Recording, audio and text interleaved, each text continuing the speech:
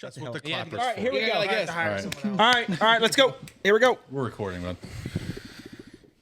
Welcome back to another episode of Triple T Outdoors. I'm your host, Tyler. I'm Tucker. I'm Tyson. And today we are joined by a special guest, Jay Norris. We're going to address this elephant in the room sitting on the table here. But, yeah, so I don't really know how to get back into that. But Jay's here for this deer, and we're going to talk about that. But in order to get back to it, let's go around the room here real quick because it's been a few weeks since we've talked, and let's catch up.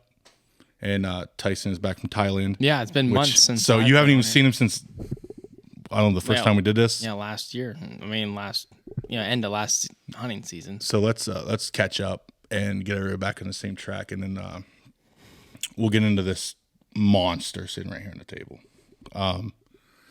So just, Tuck, you want to go ahead? I'll finish up. Yeah. Since you seen me last, I shot my buck. I'm tagged out for bucks anyways. I'll save my two tags for does during gun season. Took a little management buck, but whatever. Bigger buck than Tyson's ever killed, but It's bigger buck than Tyson usually goes for basket racks. It's kind of a funny. Tucker's funny got story. no patience. Kind of a funny story that just happened last week is we were hunting at bullseye in the clubhouse. My dad's got some big bucks. My uncle has a big buck hanging in there. Tucker's got a big buck hanging in there. And our little cousin, which is 7, he's looking around and looking at all the bucks. And he says, there's Uncle Rhett's big buck. There's Uncle Matt's big buck. There's Tucker's big buck. Where's Tyson's? I said Non-existent. That's exactly right, Cooler. He never killed one. That's why it ain't in here. I just like harping on everybody about how small their deer are. It was probably 120-inch buck. Not my biggest, but We'll have to put a picture up on this episode so people can see what it looked like. You haven't posted a picture of it, have you? I don't think I did. No. I don't think I did. I'll get that on socials before this episode comes out. Then. Never did get the early goose hunt, early season goose hunt. No, time just didn't line up for anybody. Missed that. I mean, it's In the weather when early goose season was in, it was unbearably hot. Yeah. Hell, the geese probably would have spoiled before you got them back to where you wanted to clean them. But It was pretty toasty. we hunted this morning. We hunted at my pond. Was expecting to kill a few geese. We just never killed any geese. I think it had a lot to do with that fog. I mean, we got thick fog that rolled in last night, and it didn't lift until almost 11 o'clock. Yeah. And then we tried to float the creek. We ran into a few snags. Tyler and my dad went in one boat, and we went in the other and floated different floats, and it didn't work out for me and Roger. So we scouted for tomorrow, and we're going to regroup tomorrow and try to kill some. Where are you going, like latitude and longitude? I can't. Yeah, we have specific fucking coordinates on where I'll we're drop going. the pin and post it tonight. Idiot. That's it for me, pretty much. You want me to go next, Tyson? You want to go? Well, I just want to talk about. I did go duck and goose hunting this morning, and no luck. But what I did want to talk about is I did get the beagles from South. I didn't pick them up. South Carolina. I almost forgot about that. And they're still pretty young, but we're getting them out. We're starting to work with them. They're showing promise. How many you got? Pretty looking pups, 2 of them. And I jokingly said there's a male and real pretty looking male, and then a little tiny female. And I jokingly said because it's between me and my friends, which is also my neighbor. And I jokingly said, let's name them Big Dan and Little Ann. That's their names? And, Stuck with that? and I said, because he said he wanted to let his kids name them. And so I figured that wouldn't stick. I was kidding. Yeah. And it did. It stuck. So Nice. Big Dan and Little Ann's. Like off of where the red fern grows. Right. So I'm pretty excited about it. Is that female growing any? It's pretty small. It's about half the size of the male, but they're from different litters, and I don't know how much younger she is than he is, but. Have you worked with them at all? Yeah, so I know it's probably a little bit different than a lot of beagle guys do, but I like to work with them with a hot dog. and I start them out. I use tally-ho, like we've talked about in previous episodes. So I'll drop a little piece of hot dog down, just point at it, and just say tally-ho, tally-ho, tally-ho, tally-ho, and they'll run over, and eventually they'll be smelling my hands, looking at me, jumping on me, but eventually they figure out that they smell on the ground where I'm pointing. That's the point of that exercise. Yeah. And they'll eat the hot dog. And then after they get real good at that, they'll be playing in the yard. I'll say, tally-ho, tally-ho, tally-ho. They'll come running to me as fast as they can, and wherever I'm pointing, they'll just right to that. And then after they get good at that, I'll drag it a couple feet. They'll track it and then eat the hot dog, and then I'll just make it further and further until I'm dragging circles around the yard.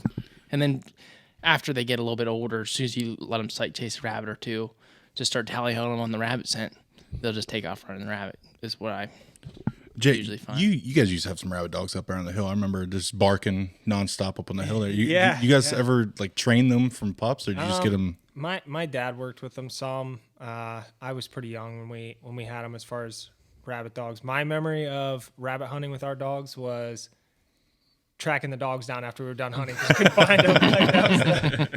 That was the big thing. But no, it was fun. We weren't. Thanks. Yeah. No, you're good. We weren't. Never something we got real big into. I was actually telling Tyler on the way over here, like, I enjoy rabbit hunting, and I used to do it quite a bit, but just deer hunting kind of overtook things, and the properties that I can hunt and have permission on, I don't like to, get in there during rabbit season and run deer off, and so I kind of got away from doing it. But yeah, you're kind of damned if you do, damned if you don't. Right. It's a lot of fun though. I enjoy doing it, especially with dogs. I think it's cool. Anything with dogs, really, birds, whatever. Yeah, it's cool to watch them work. Yeah. You say you have a lab? Yeah, actually, I have two. Have you been working them at all? No, they're not hunting dogs. No, they're little pampered pooches. They just lay around the house, eat and sleep. Yeah, that's kind of the gist of what they're good at. Well, I guess I can do a little update here. There's not too much has gone on with me other than some hunting today. I think the last time we talked, we were dove hunting. Since then, I haven't done much. I haven't gone out deer hunting at all. Still trying to find out some access. Talking to some people, some landowners around here to see if I can't weasel my way into a deer this year. So working on that. Might even thinking about buying my first crossbow. I know people frown upon crossbows, but when you're not very versed on hunting in general, crossbow is kind of an easy way to get into it. So thinking about buying my first one and maybe scope out some public land here soon when I have time. But other than that, today was really my first really get up and go excitement into hunting. And I would say that when we sat there and we brushed those blinds in on Friday and you said, we're going to kill our limited geese, you freaking jinxed us. I knew it was going to happen. I even told you, I'm like, I don't like getting my hopes up because I just get let down. That's why they call it hunting and not killing. Exactly. But yeah, so we kind of got skunked there. But my experience with floating the river it's a little weird, in my opinion. I loved it, every minute of it. Even pulling the boat up over the brush and getting stuck in the mud, and then I stepped in the water that was way too deep for my mucks, and I ended up with swampy feet for the next 3 hours. But it was fun because we would go down and we weren't really expecting ducks to be there, and then all of a sudden, like, I don't know, 75 yards away, way farther than you can shoot, there's like 20 ducks, wood ducks, just flying off. And then we go down the road, go down a little bit, and I would get a shot, and then your dad would switch, and he would get a shot while I was running the boat. And then it's the same thing. We were like tracking the same couple flocks all the way down. There was one time where we got a good shot on some wood ducks, some of those ducks, and I had shot, and I missed, or they were just too far to hit, and we were in the process of switching seats so he can have a shot on the next turnaround. And I'm like halfway stepped over, and he's halfway stepped over, and then a wood duck comes flying right at us. Been a perfect shot. That would have been a dead duck. Was it a male or female, or you couldn't tell? I couldn't tell. Yeah. My back was kind of turned. He's like, "There's a duck. There's a duck." So I turned around and kind of sat down. And your dad's boat's not flat bottom, so it was pretty big for my big old butt to flip that thing. So I was being kind of careful. But we didn't get a shot at it, and it was pretty much our only shot. Damn. And then I killed a squirrel, And as I shot the squirrel, ducks flew out. Like, well, now I'm going to climb in this brush and all these briars to get this tiny squirrel. A gray squirrel, black It squirrel. was a gray squirrel. Yeah. Did he remember to put the plug in the boat? Yeah. He did. He did this time. That's Listen, good. he pulled over right there by Crimson. He's like, I got to make sure the plug's in this boat. What do you mean? He's like, I sunk it a couple weeks ago. Mom sent me a picture. He's out in the middle of the pond. It's like, it's all but sunk. He's standing there with the oar in his hand. Did he tell that on the last podcast? No, because it just happened last week. Okay. Yeah, he was getting the ducks in. His duck, the preserve. He's getting the ducks in for the night, and he's always in a panic and in a hurry. And he pushed the boat out there and about sunk it, Yeah. or did sink it. I never did hear the end of the story. He said he sunk it. Yeah, I never did hear the end of the story. Yeah, he was like frantically rowing back whenever he realized water was coming in the boat. So he's rowing back, and then he just slowly sunk down with the boat. Jay, And their dad is at like 10 all the time. He's Nonstop. He's like, He's go, full go. energy. And He's wired. he's something else. he went down with his phone in his pocket. Yeah. It's amazing how it still works. Oh, is that why you said this? Yeah. Today we were arguing whether iPhones or Androids are better, and he said, "Can you get your Android soaking wet and still work, or something along the lines?" I ignored him, but that's what he meant. That's by what he that. was talking about. But yeah, we ended up ending after I killed that squirrel. We got to a spot where we had to pull the boat up and around a spot. It was a snag. It was bad. It was bad. It was so bad that the water was backed up. Yeah. And when you go to the other side, you can hear the water rushing over it. Did you see any beaver dams or anything like that? No, I didn't see any beaver dams, but then again, I'm not really looking for. Yeah. I don't know what I'm looking for. So it was just like trees that fell It was down just and stuff. trees that fell down, Okay, and they gotcha. like crisscrossed themselves, and they were just kind of stuck there. But we had to drag the boat up through the briars and back down this cliff that was probably 6 feet deep, and I had to get my big butt down there. It was. I wish you could have seen it because it was pretty sketchy. Me and Tucker did that same float one time with the squirrel hunt, and we had our timing all off. About half of it was in the dark, pitch black. Where'd you guys go? 6:00 at night. I don't know when we went.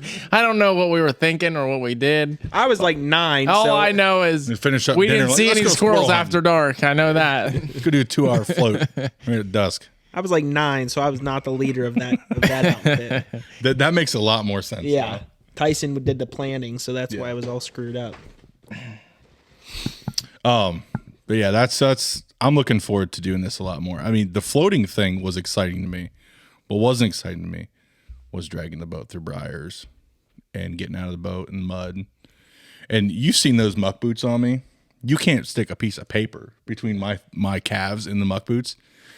And the mud was about pulling them off of me. It takes all my might to get them things off of me, and for the mud to be pulling me off there, that was pretty deep. Okay, let's hear about this buck. All right, I'm so itching here. let's get into this. So this is what most people dream of. Yeah, a little management buck. That's little management buck. This buck had to die. So tell me about this rack in particular and what. Just give me all the information you got about this rack and what it scored, who scored it, kind of stuff like that. So, I mean, where we want to start? You just want to talk about the rack here, or we want to go like full story? Well, we'll get into the full story. Let's talk about the rack. I want How many the points people is it? watching to know. How many points is it? What did it score? They've probably been Stuff sitting like here for that. 13 minutes wondering, well, how many points is that? They've been trying to count it and stuff like that. So actually, as far as scoreable points, which is like anything over an inch long, 18 had 18 scoreable points. So I actually, there's so much to look at there. I wasn't even interested in this little 1 incher right here at the base of the rack. So That's a scoreable one. it is. Oh, wow. This one here is exactly 1 inch by the Buckmasters score. Yeah. Yeah, you look over Dad- that. Yeah, the old timers always said that if you can hang a ring on it, it counts. So If you hang a ring- well, in that case, if you tilt it upside down and put a ring on that one right there, it counts too. So right, and from a scoring perspective, if it's over 1 inch, that's what they score. So it actually was 18 scoreable, and I called Will Leonard. He's a guy I was recommended to for scoring. He's done a couple of my uncles, his dad, his brother, He actually scored another guy that I know my dad knows. Actually, I don't know him personally, but he killed a really big deer here this year, and he scored his just a few days earlier. So I gave him a call, or actually I messaged him on Facebook, and I was like, "Hey, are you going to be in town anytime soon? Like, do you have time?" I've never had a deer officially scored, but I figured this one was probably Definitely worth something it. worth it. Yeah. So, he's like, "Yeah, no, I'd be interested. I'm going to be in town Friday, in Tusk County." And he's like, "I'll come down and take a look at it." And, he actually lives over in PA. So I wasn't sure what kind of time frame we were talking about, but, he came out and, one of the first things he said when he saw it, he's like, "Yeah, this is going to score bigger than I initially thought." He said the pictures, it just doesn't photograph all that well. Yeah. As far as seeing all the total inches, and when he finally scored it, he looks at me and because he knew I had told him, I scored the deer myself. Obviously, I don't have any training in scoring, but I'm curious how close I was to the score. And Wait, before you say that, what'd you come up with? so I came up with 193 and 2/8, and then he came up with 192 and 4/8. So 3/4 of You were an inch pretty off. close. That's Yeah, that's pretty pretty good. Yeah. Would you do Just YouTube guessing. a video or what? How'd you? Well, I've looked at it before in the past. I didn't look at anything new like this year, but me and my dad have always, versus like having someone come out and do it. Not that we ever had any great big deer like this. We kill deer mostly in like the 140, 150 classes, like where we're pretty regular with getting deer. And so we'd been scoring our own deer, just like videos and things off YouTube that I had seen. And you can find it online. Buckmasters has like their thing that tells you how to score them and the different clubs. But So just in the future, if I show you a picture buck, you're like, yeah, it's like a 140. I'll believe you. I'll believe you. that's kind of interesting that you brought that up, because trail camera pictures are super tricky.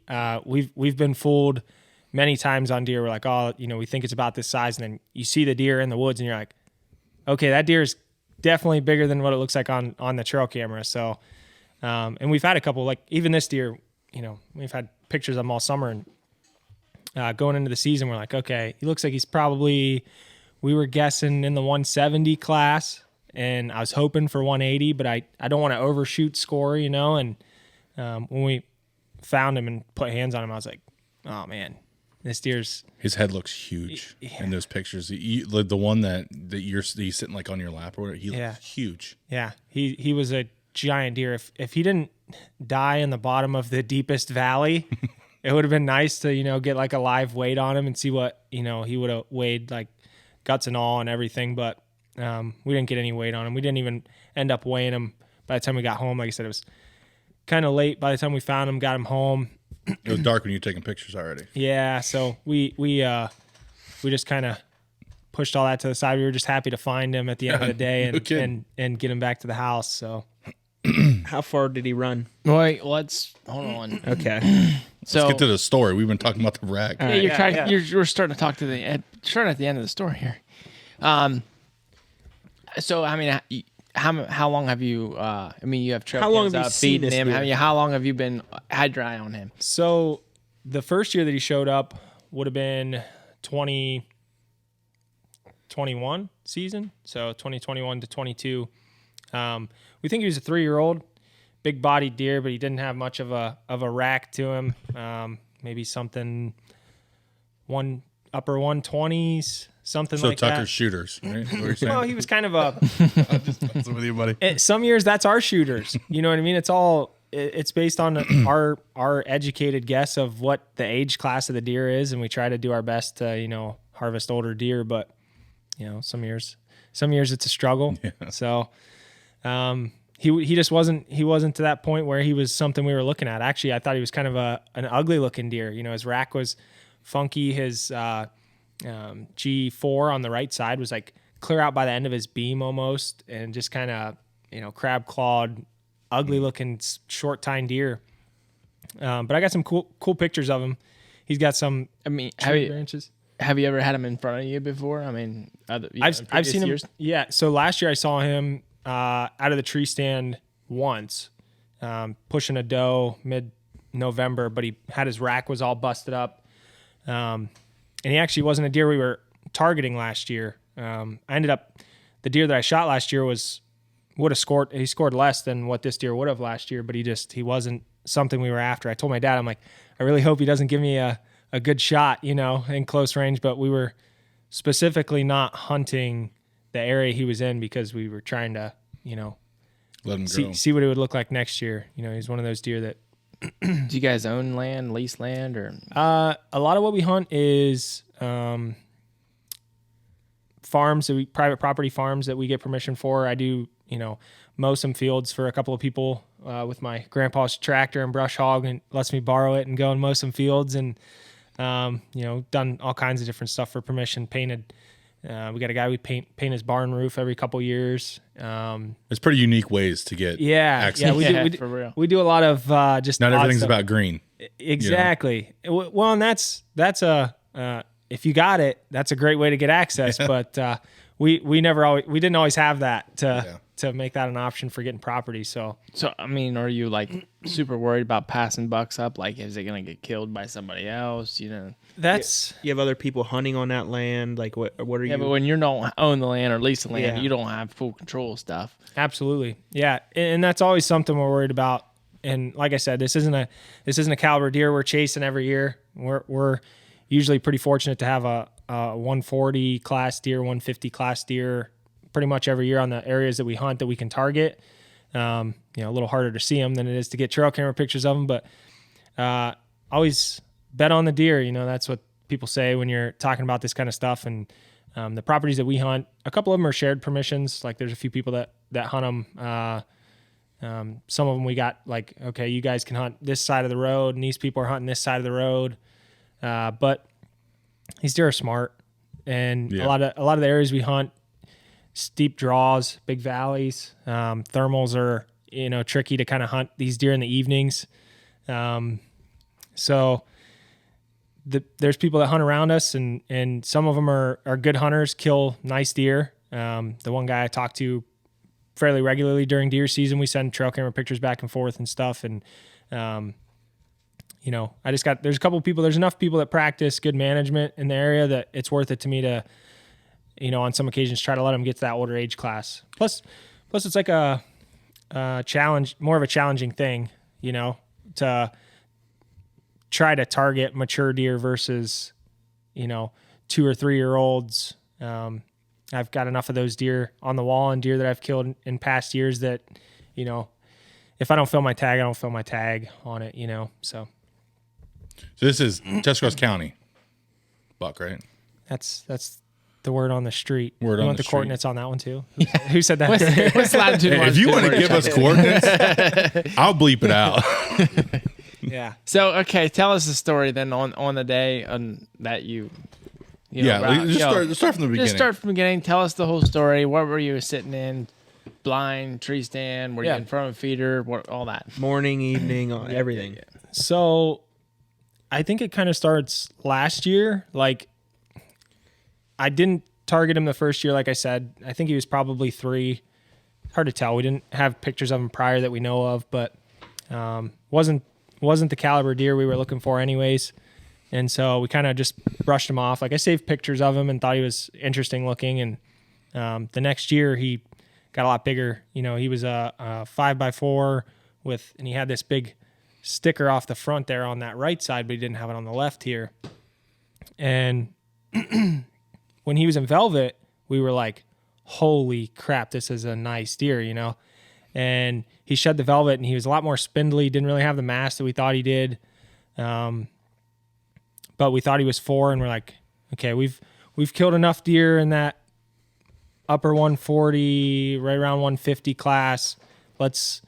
This deer's got some cool characteristics, a kicker here, this big dagger off of his beam. Let's see what he turns into. I like these crab claw things. Yeah. And he had split brows last year too. They weren't quite that big, obviously, but so we were kind of holding off. I'd scouting him all summer.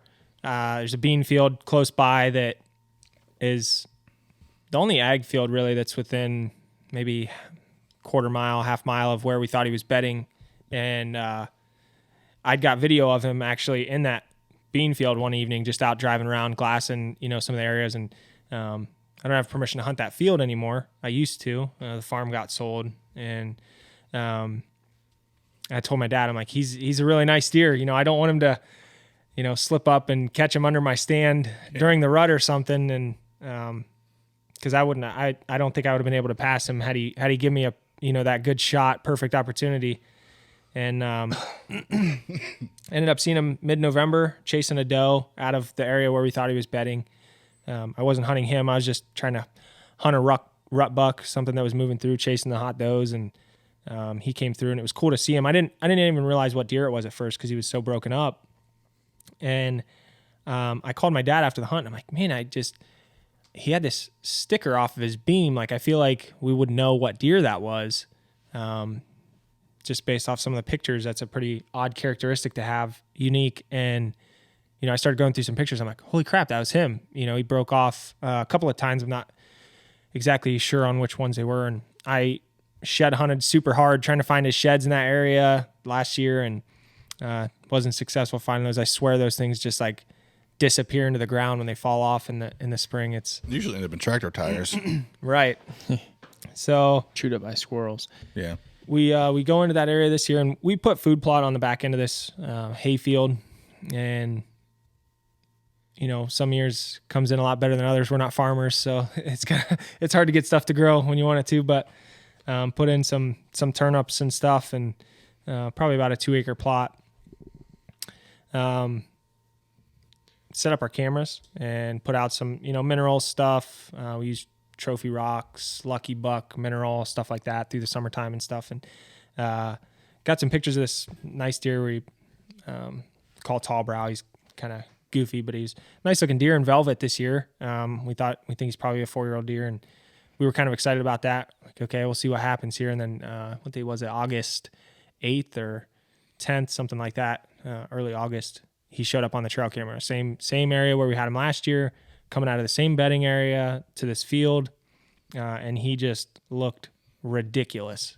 Like, he's impressive, obviously, just the rack, but in velvet, man, just so much more mass and just really impressive looking deer. And we just completely just closed focus on this deer. You know what I mean? We were not interested in anything else. This was the only deer that had our attention. And so we went in, hung a new set, made our food plot a little bit bigger than it was last year. Just, you know, the deer kind of tortured it last year, ate it down real fast, and made it a little bit bigger, set a new set, hung a double set. We wanted to try to get this deer on film. After he, you know, the food plot started growing in and he found it, man, he was in there every evening. Like, I bet 6 days a week he was in there in the evening. Wow. Daylight too. So we got a ton of pictures of this deer, and we're really excited for this season. Set up some trail cameras, found video. I've never done that before. On a scrape line, you know, we cut back some of the brush on the edge of the field. The owner of the properties, you know, said something to us about doing it before anyways. So we're like, okay, let's start here this year. We'll kind of clean this section back, and left some overhanging oak tree branches. And sure enough, there's 3 scrapes open up under those. I set up a trail camera on some video mode, and we have some awesome videos of this deer working this scrape and just kind of moving through the field there in the daylight. And even with that, we totally underestimated the deer as far as like antler size. So comes opening season. My dad actually, he's like, all right, we'll have to flip a coin here, see who gets to hunt him, you know? And I was kind of entertained it, you know, whatever at the beginning. And then it came down to, you know, the week before I was over at his place. We're shooting our bows, practicing. And he was like, all right, I think it's time. We better figure this out, you know, find out who's going to be the one hunting this thing first. And I was like, you can hunt him first, you know? Just make sure you get him. We're going to get this thing. He's going to show up the first day. As soon as we get a good wind, we need a south wind for this field. We go in there first day. It was, I don't know, the Wednesday after opening, you know, came in on the weekend. You guys are hunting together. Yeah. One's filming, one's shooting. Exactly. So your dad's on the bow and you're on the camera. Yeah, I'm in the camera seat. So, okay. Which is still, I don't know if you guys have ever like recorded hunts, deer hunts, anything like that. This is the first time we've tried in the past unsuccessfully. deer kind of make us look stupid. So they win a lot more than we win. And we set up. We go in there as a Wednesday after season opened, and we got a good south wind. We go in there, and it was one of the best days I've had in the deer woods as far as like number of deer we saw. We saw a lot of bucks. I bet we saw 5 or 6 different bucks, and one of them was tall brow, which is this other 4-year-old deer that we have in there. And my dad's got an itchy trigger finger. So I was like sitting back there. I'm like, all right, this one, we got to let this one go to next year. We're hunting this big one. And he said after the fact, he's like, yeah, I was not interested in shooting that deer, but I just wanted to be that angel on his shoulder, like telling him, hey, don't do this. So I'd be the devil. Like, hey, shoot that deer so I can shoot this one. Well, it's, one of those things, these, when you're hunting on the edge of a food source, at least in my experience, it's tricky because once you start getting burned in that spot for the season, those deer kind of catch on to the jigs up, Gotcha. So, anyways, deer he comes out and feeds, and it was about 6:00. He worked his way back into the woods. We're watching a lot of does and stuff. This is the same hunt with your dad. Same hunt, first day. And we're kind of watching all these deer feed, and it's going great. Nothing's busting us, which is the biggest problem on the edge of the field for us is like just getting winded. These deer are so smart. And it's about 7:00. And at that time, I think legal shooting light was till like 6:34 or 7:34. And it's pushing 7:00. And I'm watching some deer behind us in the woods that are working their way into the field. And my dad goes, there he is. The words I've been just waiting on all night. I'm sitting in the tree stand behind him, and I spin around, and sure enough, there he is. He's like 65 yards, 70 yards from us. We're set up in the tree stand, and he comes out by a ground blind that we have set up, which is, we don't really deer hunt out of it much. It's more like a turkey spot. And he just is standing there watching the field, waiting on wind shifts, trying to make sure it's safe to be out there in the field.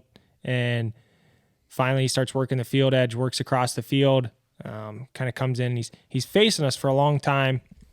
Never really gives him a good shot opportunity. How close was he, at this point? 35 to 45 yards, something in that range. But straight on. But yeah, he's kind of facing towards us the way he was feeding through the field to us. And this smaller buck works in and kind of is coming up on his left side. And I'm thinking to myself, I'm like, okay, this is it. He's going to either turn to kind of, buck that buck off, or he's going to go the opposite direction, something. He's going to move here. He's going to give us an opportunity. And he does. He kind of turns, but he's heading across. He's going to go. He's done eating in that field for the day. He's going to go across the big ag fields to the east of us. And when he spins, my dad draws his bow. The deer's walking. He does the old mat, and he stops for like 3/4 of a second. And my dad gets his pin on him, and just as that deer, he's about ready to release an arrow, he starts walking, and he panicked, which who wouldn't? A deer this big, and he's right there, all the planning, all the work that we put in through the off season for this deer, and lets an arrow fly, and I watched the Luminok go right under this deer. Oh man! Right under him, and this is a wild story. Okay. Oh, it was gut wrenching, and I'm recording right, and it's kind of cool in the video. Well, it's better than wounding him. Absolutely, way better. And that was our concern, right? Like, did we hit him? And I kind of dropped the camera because that's my inexperience with filming. Was film the hardships, film that stuff too, but. We call my brother because my dad sees the deer out in the field, and my brother comes up, picks us up in the 4-wheeler, just kind of runs the deer out of the field, keeps him from spotting us in the tree stand, busting our tree stand spot, and we go out find. That's the arrow. a good idea. Never put that together. Situational. I like it in some aspects, like. I was gonna have your brother there to ride a 4-wheeler around. Yeah. He's got to be close by and available. Yeah. But the property owner, they go up there fairly regularly on their side by side and stuff. So those deer are kind of used to that traffic, and so we go find the arrow, nothing on it. So we're pretty confident he didn't hit this deer, and we're like, okay, new game plan. Like, we got to let this spot cool down. Like, give him some time, and. The reveal camera that night, like 4 hours later, boom, there's a picture of him. He's standing there. I'm like, holy crap. I can't believe we just got away with that. So Your dad just lost his turn. exactly, You were like, exactly. oh, it's my turn now. Put me in, coach. That's what you're saying. I was heartbroken initially because I thought, that's it. I've never had the opportunity in my hunting career to get a second shot opportunity at a deer that I've shot at before. I try not to miss too many of them, but it does happen. And so yeah, I thought for sure it was over, but when we got that reveal camera picture, I was like, okay, we're back in the game. And that's kind of cool with the cell camera stuff is, we wouldn't have checked that camera for at least a week. Yeah. So, Never but would've known. exactly. But since it sent us that picture, we're like, okay, we can go back in after him. He doesn't know what happened. Hopefully, there was other deer in the field, and deer are noisy, especially you get a bunch from around there. There was one that was like coughing the whole night. I don't know if I've ever heard a deer cough like that. Get a cold, leave him alone. Yeah, I guess. And so we end up hunting that deer 4 more times on a south wind, and wind was swirling on some days, had to back out, couldn't hunt him, didn't want to go after him and bust him. We know he's still comfortable there. So we go back in. I go back in the fifth day, my 5th hunt, and my dad can't get out of work. He's like, yeah, I got stuff going on at work. Like, it's not possible. I'm not going to be able to make it out in time. He's like, you need to go hunt him though. Good wind. It's going to switch out of the north here. We need to get in there and hunt him. So I go in Lone Ranger, take my cell phone instead of the video camera this time, and set my camera up. We got these 4th Arrow camera arms, which are kind of nice. I don't know about any other camera arm brands, but they got one that's has a phone mount. Just kind of screw into the tree, or So it's a ratchet strap. okay. So it's a little bit noisy. I mean, you could switch it out for something else if you felt like you were in an area close to bedding or something and didn't want to make the extra noise. But once it's set up, those things they're pretty solid. I like it a lot. And we got one with a phone mount. It was kind of our like POV camera when we were setting up, and then we had the video camera. But when I was by myself, I didn't want to be messing around with 2 cameras trying to manipulate that. Plus the phone one's just a lot more smaller and easier to handle. So going to hunt and got some turkeys work out into the field, a bunch of hens and some, young ones from the spring, and watching them, got some footage. Button buck comes in, spike buck comes in, and I'm watching this spike. He's kind of, hesitant to come out in the field, which we've been tracking sending there for a week now up to this point. So he's kind of circling downwind of the field and downwind of me, and he smelled me, but he wasn't really, young buck, stupid, didn't really know what was going on. And he just kind of kept working downwind of me, and I was watching him. And I turn around, look out in the field, and maybe 120 yards from me is the path that the deer, usually comes out in the field. It's by another tree stand of ours, but it's hard to hunt that area, like to get your wind good and not get busted over there. So we hadn't been hunting it, and there's another spike buck in the field. I'm like, okay, it's kind of early. It was only like, I don't know, maybe 5 o'clock, and had been much earlier than we've been seeing this deer on camera. He'd been out there like 6 o'clock, 6:15, something like that, which is still an hour and a half before shoot. It gets too dark to shoot, legal shooting light. And I turn back and I'm watching the deer behind me because that deer's 120, 130 yards from me. I'm watching this spike buck behind me. And I'd probably been watching him for 8 or 9 minutes and hadn't turned back around yet. And I kind of caught something out of the corner of my eye working the field edge. And I spun around, there's a doe and a fawn there, and I'm like, okay. And I kind of kept turning out into the field, and there he was, 65 yards. He's kind of working his way across the field. I ended up, after the fact, my dad told me on the reveal camera we have on the other side of the field, he saw the deer come out in the field. He came out in the path where he always comes out. And it was that was another cool thing about the cell cameras is he like got to live the hunt with me, even though he wasn't there, because he saw him come out in the field. He saw the deer once he got over in front of me on the other camera, was getting he's just swiping to get this thing to update, getting these pictures. And he worked his way in and kind of the spike buck behind me actually blew at me, and he worked his way back out in the field a little farther from me, and I thought it was over. Yeah. And then just, things kind of settled down, and he worked his way back across the field and gave me a shot again, slightly quartered to, but it was enough. I felt confident in the shot. 30 yards, I've been shooting 60, getting prepared. I don't shoot deer that far, but it just makes me more comfortable shooting a deer at 30 if I'm practiced to 60. And shot him. Shot looked good, got it on camera, recorded him, crossed the field, goes back in the same way he came out. get my dad on the phone, and he was like, knew I got this deer before it even, because he's like, Before you I've been, call, he's like, yeah, I've been right. watching it on the camera, man. That's awesome. He's like, did you get him? I'm like, yeah. He said, I'm on my way out. All right. So, Oh, he magically can get out of work, huh? well, this would have been after the fact, right? Okay. Now we're talking about like 5:20. I Gotcha. think I called him at like 5:25, and we kind of back out and just talked on the phone. I'm like, shot looked good. It seemed like there was a lot of arrows sticking out. So I'm just gonna back out. We'll back out for an hour. We'll wait till it gets a little closer to dark here. We'll come in and try to find blood and see what this looks like, Yeah. And so I backed out, and we're watching the video just repeat. We're pretty confident I got about 12 inches of penetration on this deer. And mostly just I shoot expandable broadheads, and I tucked it pretty tight to the shoulder because, he's quartered to me, and I wanted to make sure that I got that, at least that onside lung. And but we're pretty confident that it was a lethal shot. Like, we got the one lung, maybe the back of the other one, definitely liver on the other side, and the arrow probably stopped on the other side of the deer. Yeah. So we go in, we look for him. There's a couple spots of blood going across the food plot, and then when he hits the woods, this woods is like bare. Like, there's a few leaves on the ground, but then it's like dirt, straight to dirt. Oh, no. So we're having a difficult time finding blood to track through the woods, and it's starting to get dark on us. We didn't take flashlights in with us. We were, thought it was going to be this go in, he's right there kind of thing. And, we went down the path that he kind of followed that we could see on the video, and worked our way down into the valley and kind of sweeped about 100-yard circle in the woods and didn't find him. I'm like, okay, let's get out of here.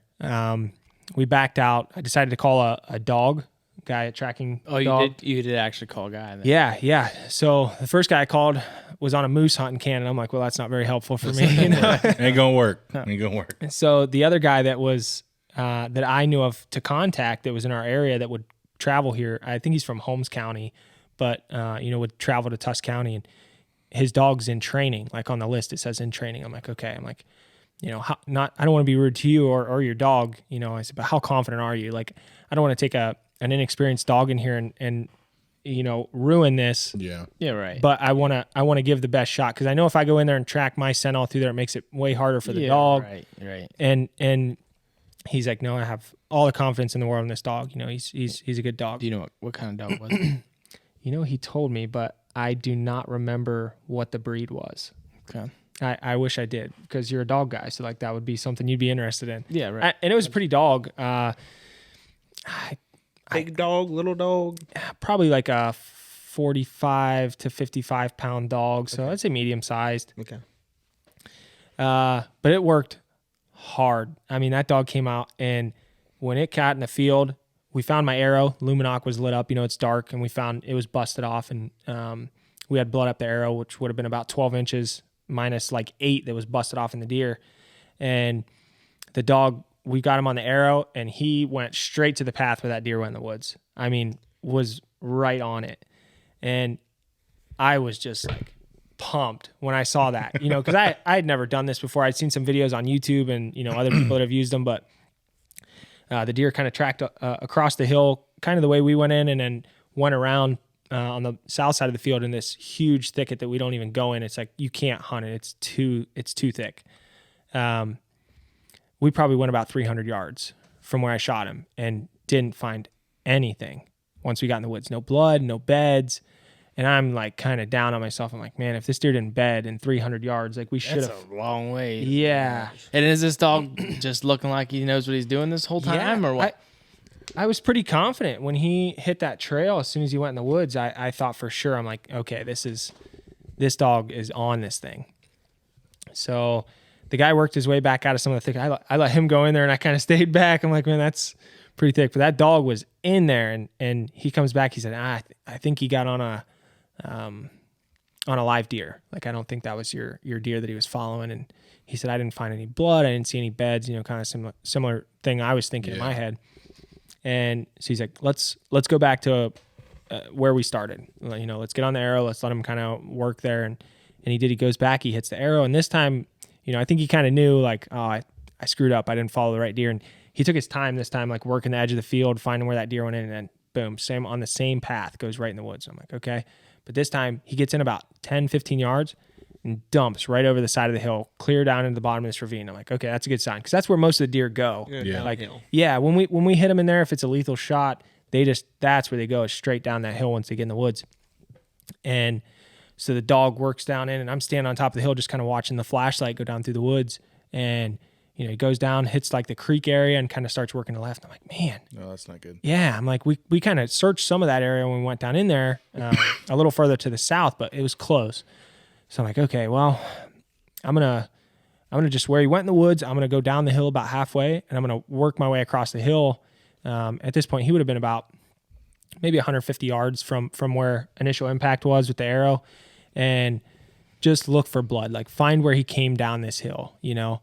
And I'm working my way across there. My dad's just above me on the hillside, and I flip my light up, and he's right there, like 15 yards facing me. And I just like immediate weight off my shoulders, like Deader in the door now. Oh yeah, he was. He bedded. He didn't crash down, so I definitely think, you know, The time was helpful. yeah, I think definitely not going after him initially that first hour, because we were within 45, 50 yards of him when we went in the first time with me, my brother, my dad, and so I feel like if we'd have went in there, and the woods is fairly open, you know, big timber, so. If we would have went in there with flashlights, we would have probably seen him the first time we went in, but he didn't like leave. So I don't think he was alive then, you know? I got you. But yeah, he was bedded up about halfway down that hill, and, you know, it was just an unreal feeling, like, to put our hands on this deer after all the pictures and all the video and all the time we spent, you know, working on this deer specifically. It was like just unreal. I mean, we've killed deer in the past that we've had on camera, and deer that we've targeted. But it's different. Like, it's different with this caliber of deer, and a deer that we knew to be at least 5.5. Just dreamlike, you know. Yeah. It just didn't feel real. It was almost, talk about bittersweet moments. It was like, you know, no more pictures of him, you know, no more watching the camera every night in the evening, trying to see, you know, what's he doing, where'd he come from, stuff like that. But that's a unique perspective. yeah, I never thought of it that way. I guess I'm not a big deer hunter, but Sure. yeah, I never thought of it that way. That's true. It's almost like you're texting a girl and then she just stops texting you. yeah. What'd I do wrong? That's an interesting perspective. So yeah, we talked about earlier that you said you do have it at the. I mean, you have the rack here, but you're getting it mounted. definitely, yeah. And my wife's super excited.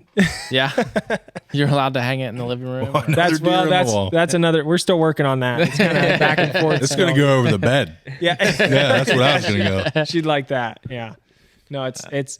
We have this mutual agreement. I have my office that has all my deer mounts in, and I got a workbench and stuff for my bow and my guns, and I kind of keep everything in there. But I was like, yeah, but this one, at least, you know, This one off. at least for a little while, you know, I'll put them in the corner of the living room. Just there's probably a big clock somewhere in your house. Yeah, there Take is. that down. You don't need to know what time it is. Yeah. it's deer time. Yeah, there you go. Are you getting, is there a specific mount that you have in mind, or what are you getting done? I've looked at a few things. I'm kind of looking at. Have you decided yet? No. I my taxidermist is awesome. He's probably a little too lenient with me as far as like time frame for stuff like that. You know, he kind of orders the shoulder mounts in batches. So he'll be like, you know, hey, I'm putting an order in. Yours is going on this order. Like, what, you know, now it's time for like a decision. You know, make up your mind on it. That mount you did for your deer, the one that's kind of sitting off the wall. What? Explain that to him. It's a cool mount. Like a pedestal mount. It's kind of No. It's kind of like you can see the backside of Yeah. like it's kind of like facing this way, and you can see the backside, and they have the nice leather and everything. else on the back. Yeah. I thought that was pretty cool. Absolutely. It was It's a pretty little bit more expensive, but I thought it was different than your traditional head up ears, Yeah. everything else. I have one that's you can't see the back, but it's angled so that it's not like against the wall. It's like That's a quarter just- pedestal or something. So. Yeah, same thing with mine. You can't see it, but if you get like behind it, Yeah. you can see the Yeah. leather and Yeah, they are nice mounts. Actually, I'm looking at something like that. I found an old locust post, like fence post, on my property, which is just 2.5 acres, like my property, but it's mine. Gotta start my somewhere. 2.5 acres. And they must have had cows in there or something over the years, and found an old fence post up there this year when I was shed hunting and pulled it out of there and let it dry out. It's been sitting in my garage. My wife's thrilled about that too. Just kind of drying out. So I want to do something with that, like, one of those pedestal mounts like on a base that, incorporate that into it, like some barbed wire on it, something like that with the deer with that'd be Do really something cool. Yeah. creative. This is definitely a Yeah, you buck of a got lifetime. Yeah. If I'm going to do it with any of them, I feel like this is kind of the one to do it with. exactly. Yeah. And I'm sure you have enough shoulder mounts, a head facing forward, Yeah. hanging around. Yeah. I think I counted them the other day because someone else had asked me. I think I have 8 shoulder mounts. So this would be number 9. And my other ones are, like I said, nothing like this one. So I got some nice deer, but How old are you? 26. 26. Yeah. I've been actually, I think I was 7 when I did my hunter safety course. Like I was 7, my brother was 8, my dad did it with us, So I've been hunting for a few years. You guys have 19 hunted. years. I mean, I've always wanted to hunt, and like whenever I think of hunting, as growing up, I think of Chris and Jay. Yeah. His brother's name's Chris, but I always think Chris and Jay. And then anytime I had a hunting question, let's text Jay. Let's see what he thinks.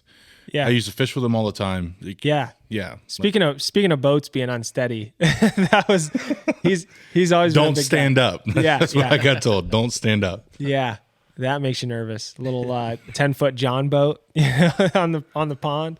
Big old turd in front. But yeah. That's awesome. I will say, awesome story. You told it well. Yes, you were one of the Yes, more better better speakers speaking. than we had. He on the definitely podcast. practiced in the mirror last night. Yeah. No practice. I don't think you said one time. Like it No, was you were very. You had me hooked on your story the whole Yes. time. I was on the edge of my seat for real. It's cool. I'm hoping to. That's like obviously this the only time I've like really told people outside of family and stuff like the whole story and got to talk to people about it. But even my posts on social media, like don't tell the whole story, and I'm hoping, maybe use Tyler's help here as Yeah. technological. have people see more into the story and get the full thing. Yeah, just try to put something together because like we have video of like failed hunts, frustrating parts where like we Yeah. get busted by deer and we're like, oh my gosh, with a little more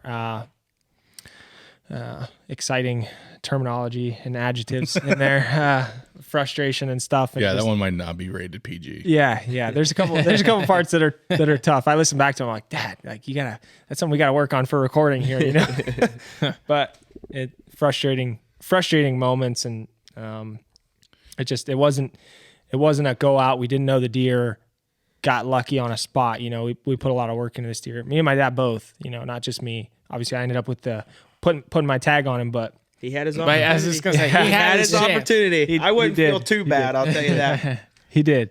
But Every time your dad walks in your house now, like, hey, see it?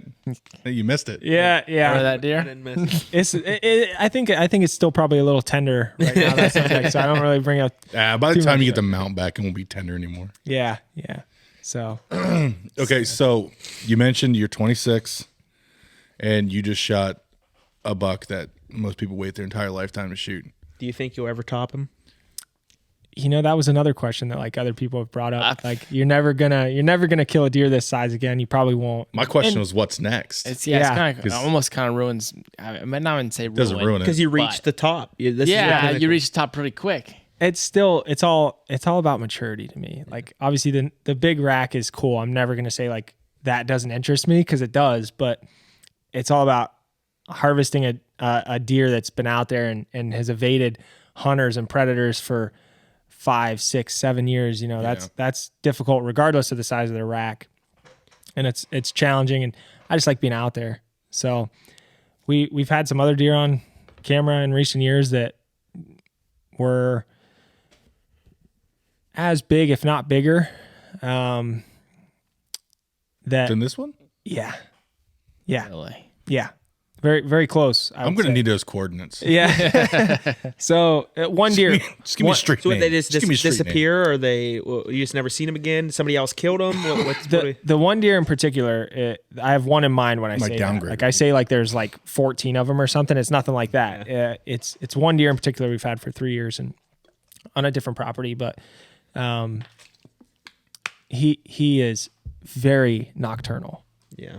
I mean, we've had maybe 3 times that I can think offhand that he was in front of a camera in the daylight on the property, and it was like right at dark. So it still wasn't. It wouldn't have been a great opportunity, anyways. But They don't get that big being dumb. yeah. And this one lives in a swamp, so it's like he's really hard to hunt. Yeah. And he does not move in the mornings, and he just moves in the evenings. So the thermals are super tricky. You know, he's always got wind swirling where he's bedding at, so he can smell everything. So it's very tough to get him out of that area and get a shot at him. It's crazy how deer can just know like where they're safe, where they can live. Like you said, it lives in a swamp. What comes to mind, my grandma and grandpa's is pretty close to a swamp, and Rob, which is Dan's cousin, right? Dan Price from Dan last Price from the last podcast, episode. and he said that he got pictures of deer, and he said their whole stomachs were black because they crawl in that swamp and they don't move. Yeah. And they come out at night, and he said it's only nocturnal, and they're all black, Yeah. and that's crazy. Did you have a name for this buck before you shot it? We did talk about that. People naming bucks. That's a good question. We usually do, and you would think when, aside from the other deer I mentioned, you know, this is probably the biggest deer we've had on camera. We didn't really have a name for him last year or the year You before. didn't need a name. This- You just knew. This year he was dubbed the one. Yeah. The big one. So the one. we just kind of that's we're going in after that one. Yeah. So yeah. So if you're just listening to the audio, are you gonna post a picture on Facebook? Yeah, we'll get some pictures posted of this. And then also you can, we're on YouTube now. So if you're just listening to the audio version of this, check us out on YouTube. For sure. Yeah, so I don't even know where to go with this. I mean, Kind of wrap it up. Kinda wrap it up. We're running out of time here. Yep. yeah. So Jay, I really appreciate you coming on. Yes, and thank you. You Thanks telling the for story what you inviting did. me. Yeah, I enjoyed your story a lot. Yeah. I mean, that was nice. I want to get you out and do more stuff with you. I feel like since we gotten older, we've kind of went our separate ways. We both got married, and you have a kid on the way. Yeah. You have a son, right? A son. Yep. Thanks. Congratulations. Yeah, it's been a good year. It's been a good year. I got 3 girls, so she got the boy. Yeah. Poor son of a gun. Yeah, I just gotta remember to put the seat down and then just disappear whenever I can. But anyway, so be a friend, tell a friend, guys. Like us on Facebook, Instagram. Hit that subscribe button if you watch on YouTube, and then just give us some follows. And we really appreciate you guys. Thanks. Triple T out. Yeah.